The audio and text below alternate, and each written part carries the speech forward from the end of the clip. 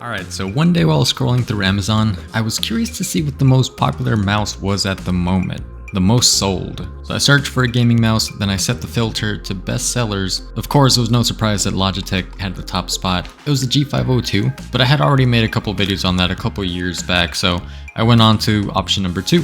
It was Logitech G305. Man, Logitech's putting in some work if they have the top 2 spots. This one's got thousands of reviews, people have been getting all of the colors available, and they've been posting pictures on them too. I went with the white model since it's the one that matches my setup the most, and it'll fit in pretty much anywhere. It's currently listed at $40 and I think it'll stay at that price for a while. No deals or anything. It was released back in 2018, which doesn't seem like that long ago, but it's been 5 years already. Wasn't that like yesterday? Anyway, it arrived a couple days later, and looking around the box, I sure do like the simplicity and the color scheme of it. Yeah, I know, it's just a box, whatever. Once you get it open, you'll get the mouse inside a protective film, along with one AA battery, which is all it needs, and a USB extender cable. Not sure why this is here if the mouse is completely wireless. There are no USB ports on it, and it's not rechargeable, hence the AA battery. It's nice to have though, I'm sure I'll bring it out at some point, probably for something unrelated. That's all for the box contents. There is a manual if you'd like to read it. I would like to see Logitech add some stickers to their packaging. Their stuff is so popular, it's everywhere. Among Windows and Apple users, gamers and office people. I'm sure you'll see the stickers around just like you see Apple stickers. Back to the mouse.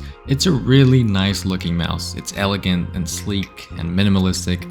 It'll fit in any setup, and that's any setup at all. It can be your gaming station, your workstation at your job. I'll probably end up taking mine to work. You can take it with you on your travels if you have a laptop or some sort of mobile station.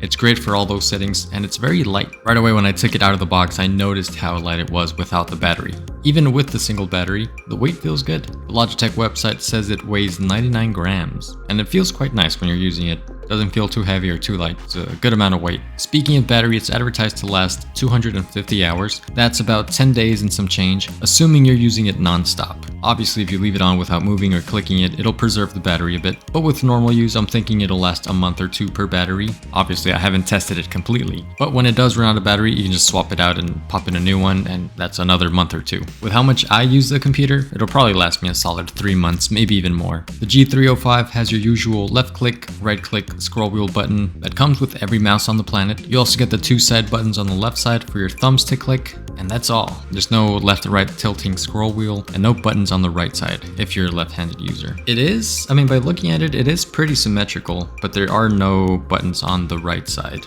So if you're left-handed, the mouse is looking nice so far, but how does it actually perform? Actually using it, it feels great. The shape of it feels good, but it's not what my hands are used to. I think the best mouse shape for me that my hands have held is something like the Razer Mamba, something a little more bulky. I keep going back to that mouse each time I get a new one. The Logitech G305 feels good, and I would imagine that it would feel great if you have smaller hands. It really depends on your hand size and grip style. I would recommend holding one if you have a Best Buy nearby or, some store where there are some on display. That way you know for sure if it's comfortable or not. Performance-wise, I've experienced absolutely no issues, no type of lag or latency. The sensor is extremely responsive and the grips allow the mouse to glide seamlessly through the pad. This Logitech sensor can go up to 12,000 dpi, which is just insane. I feel like I'm cracked out at 3,000. I can't imagine anyone playing at 12.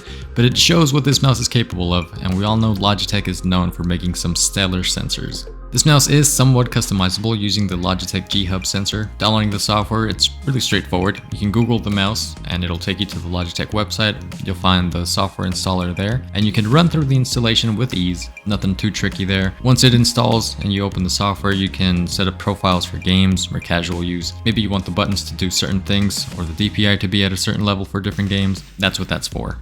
And there's no lighting option, obviously, because there's no lighting on this thing. But that's the software. It's really basic, and it's all you need for a mouse like this. So the only real question mark I have on this mouse is the feel. And that really depends on you. For me, it's a little small, so I probably won't use it for my permanent setup, but I could definitely live with it. And I think I'm going to be using it at my work computer, so I'm still going to be using it. It's still comfortable to use 8 hours a day. Let me know what you think in the comment section below. Thanks for watching, and as always, Screw you guys, I'm going home.